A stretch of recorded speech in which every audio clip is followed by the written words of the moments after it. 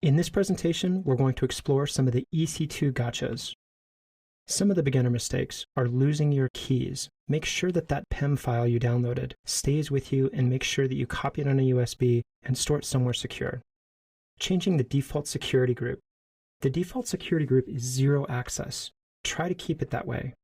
When you launch a server, you want to create an SSH port 22, a web port 80, SSL port 443, and so on, and add those to your instance.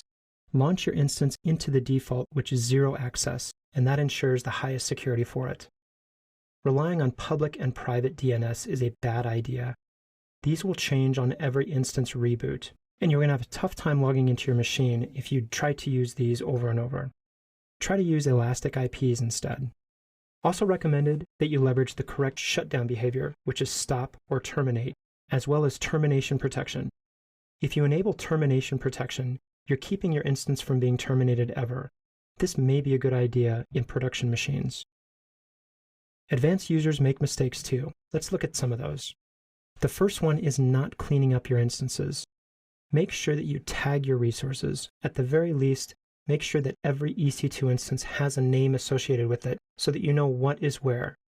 I've heard from at least one client who had a consultant come in and spin up hundreds of instances inside their Amazon account. The consultant didn't tag any of these instances, and it was very difficult for them to tell what existed where. Make sure that you at the very least give your server a name when you spin it up. Also make sure that you check your AMI and snapshot usage in S3. These machines will build up, and these images are going to cost you money month after month. Copying your credentials into the instances or AMIs is a bad practice. Try to avoid it. Instead, try to leverage IAM EC2 roles or leverage user data when you spin the server up. Debugging a cloud server, believe it or not, is actually a bad idea as well.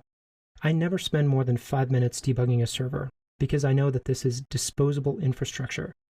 I should have my machine set up so that I can instantly delete one and bring it back up. Machines are going to crash faster in Amazon. This is almost a guarantee.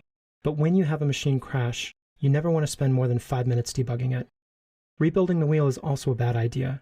Try to leverage AMIs or the AWS Marketplace at this URL. Here you can see that companies like Tengen and Bitnami offer AMIs for things like MongoDB and Ruby. Rather than building your own, you may want to start with one of these. Also, leveraging CloudFormation templates help you spin up an entire stack. This is actually what we do at the very end of this course. Using EC2 when a service exists is also an anti-pattern.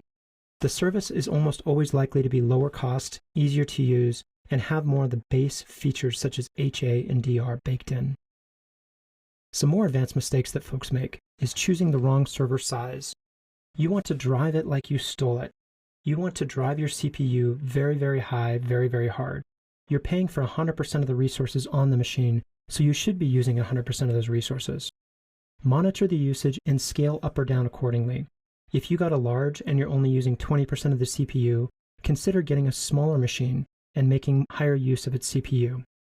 There's a Netflix project called Asgard on GitHub, which can help with this. Using the wrong disk is also something that's going to come and bite you.